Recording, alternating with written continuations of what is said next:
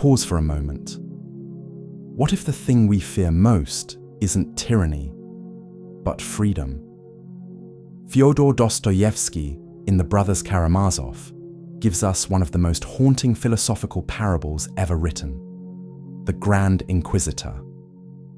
In this story, Jesus returns to Earth during the height of the Spanish Inquisition.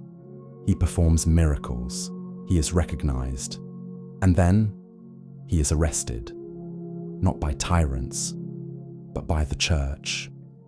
The Grand Inquisitor visits Christ in his cell, not to worship him, but to accuse him. You gave humanity freedom, he says, and that was your greatest mistake.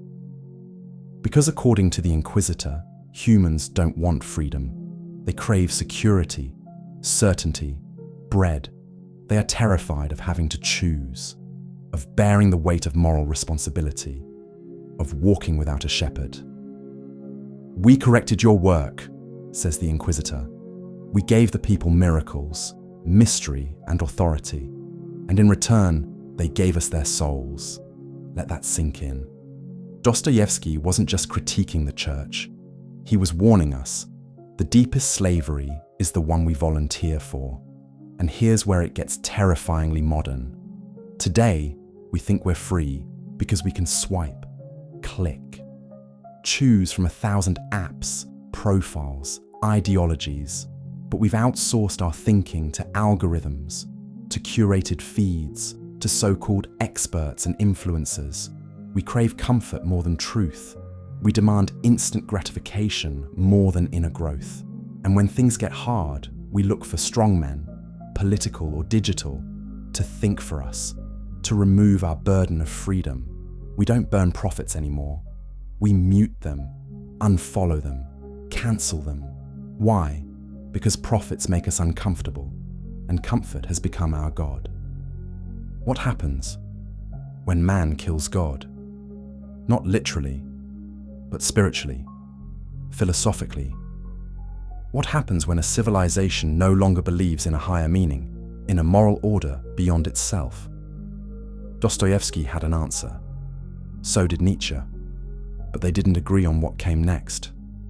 Nietzsche famously declared, "God is dead, and we have killed him." But it wasn't a celebration. It was a funeral. He knew what this meant. Without God, without a higher anchor, we float in a sea of meaninglessness. Right and wrong become personal opinions. Good and evil become social constructs. Truth becomes negotiable. And Dostoevsky, writing just a few decades earlier, saw it coming. In The Brothers Karamazov, he writes, "If God does not exist, everything is permitted." He feared that in the absence of divine order, humans would spiral into chaos, not because they are evil, but because they are lost. Without a compass, even the kindest soul will wander into the dark. This is nihilism, not just the rejection of God, but the rejection of meaning itself. And look around. We live in a world flooded with opinions, outrage, identity wars, but almost no shared moral foundation. One group screams freedom, another screams justice. A third wants to erase the idea of truth altogether.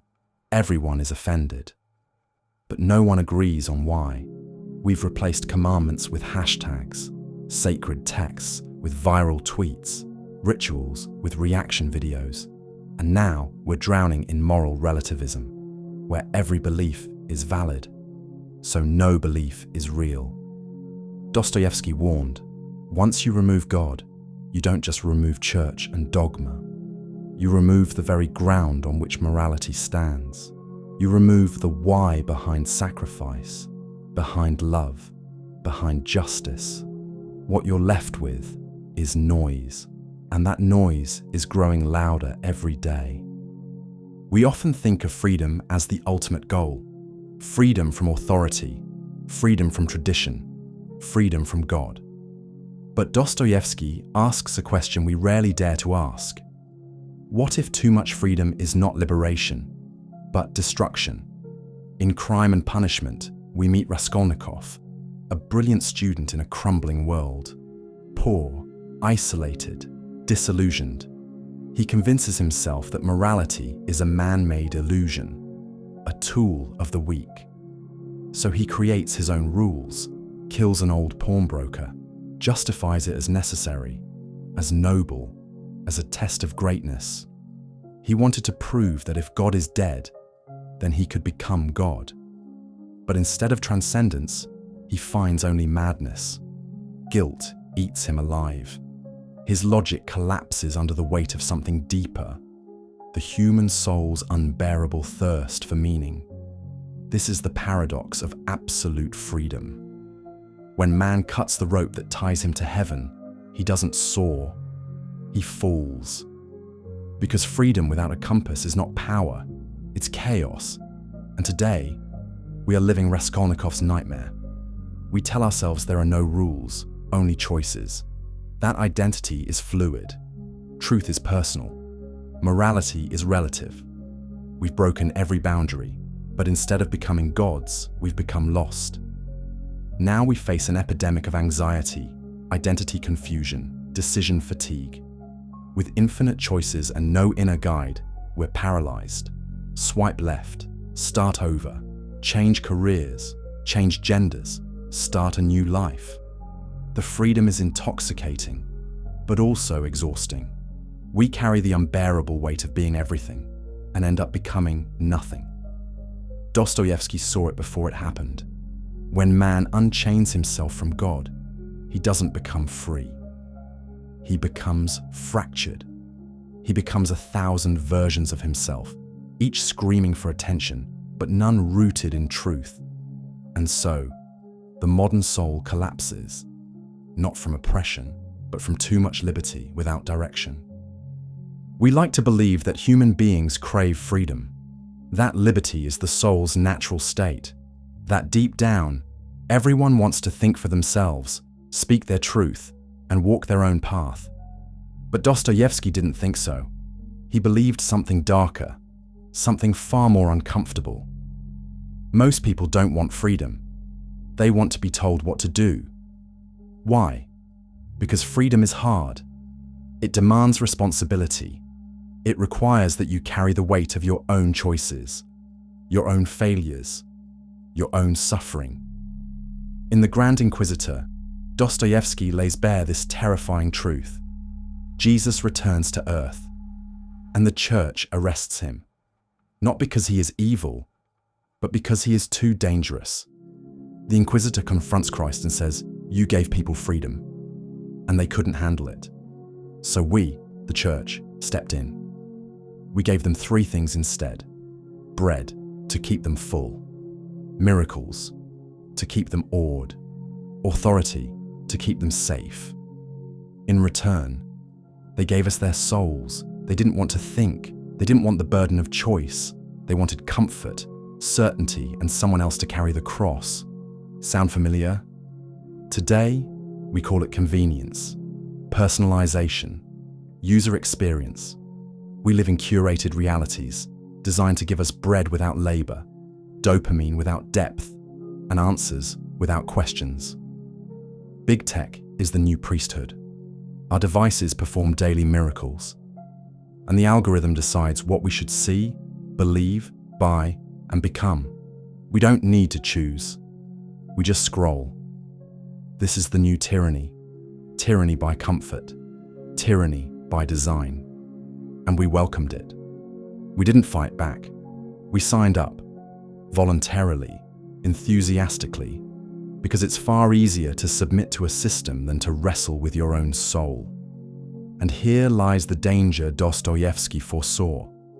Tyranny doesn't always arrive in chains.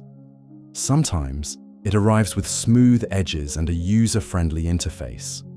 Sometimes it doesn't silence you with force. It numbs you with endless choice. So ask yourself, do you truly want freedom, or just the illusion of it? Are you ready to carry the responsibility of your own existence?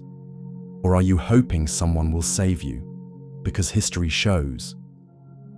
When people trade freedom for security, they often lose both. After all the chaos, after the killing of God, the descent into nihilism, and the seduction of comfort over truth, one question remains: can the modern soul still be saved? Dostoevsky believed it could, but not through pleasure, not through ideology, not through rebellion, only through suffering. Not meaningless suffering, but transformative suffering, the kind that cracks the ego and makes space for the soul to rise. In The Brothers Karamazov, he writes, "What is hell? I maintain that it is the suffering of being unable to love." To Dostoevsky, the human crisis wasn't political or economic, it was spiritual. We suffer not because the world is cruel, but because we have lost connection with something higher, something eternal. And the only path back? Humility, compassion, truth. But here's the hard part. Truth often hurts.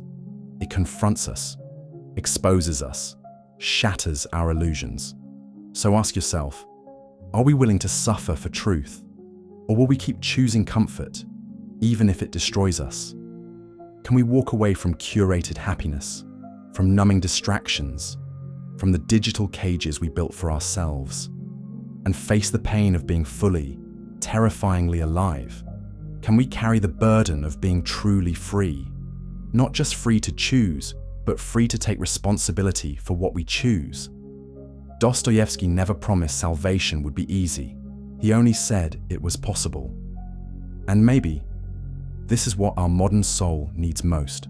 Not another convenience, not another distraction, but a return to the raw, unfiltered truth of what it means to be human, to suffer, to fall, to rise, to love. So now, the question isn't about society. It's not about God. It's not even about Dostoevsky. It's about you. Will you wake up? Or stay asleep in a world that sells you dreams to keep you numb? Because at the end of it all, redemption is not something we wait for. It's something we choose. So now we stand where Dostoevsky once stood, at the edge of a crumbling world where God is silent, truth is optional, and freedom feels like a curse. But maybe that's exactly where the soul awakens. Maybe redemption isn't found in comfort, but in the fire of our own questioning. So ask yourself, have you truly chosen your life, or have you simply accepted it? If this video stirred something in you, if it made you pause, reflect, or even feel uncomfortable, then good. That means you're still alive inside, still capable of depth in a shallow world. Don't stop here. Share your thoughts in the comments, like if this made you think. Subscribe if you're ready to go deeper, into truth, into consciousness, into the soul. This is Metaphysics Diary, and we're not here to escape the darkness. We're here to walk through it, together.